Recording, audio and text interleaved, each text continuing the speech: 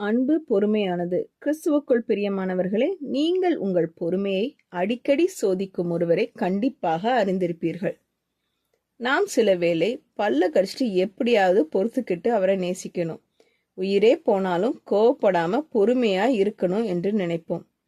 இப்படி நம் பொறுமையை சோதிக்கிறவர்களை எப்படி சமாளிக்க வேண்டும் என்று 1 கொரிந்தியர் 13ஆம் அதிகாரம் நமக்கு சொல்கிறது.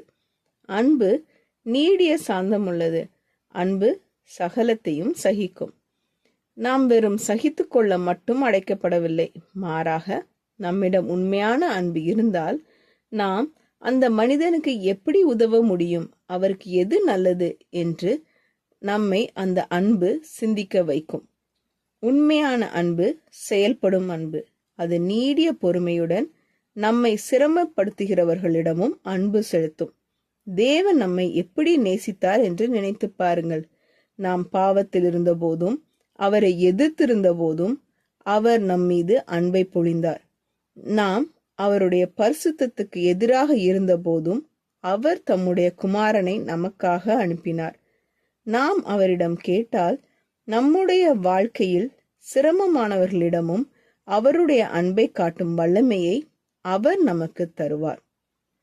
ஜெபம் செய்வோம்.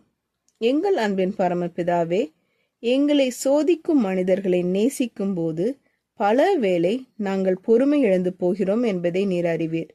சில நேரங்களில் வெறுமெனே தாங்கிக் கொள்வதற்கே எங்களுக்கு கஷ்டமாக இருக்கிறது. ஆனால் கர்த்தாவே, நீர் எங்களை நேசித்தது போல நாங்களும் மற்றவர்களை நேசிக்க எங்களுக்கு கற்றுத்தாரும். எங்கள் இருதயத்தில் உண்மையான பொறுமையுள்ள செயல்படும் அன்பை, பிறருக்காக சிந்திக்கும் அன்பை வளர்த்தருளும்.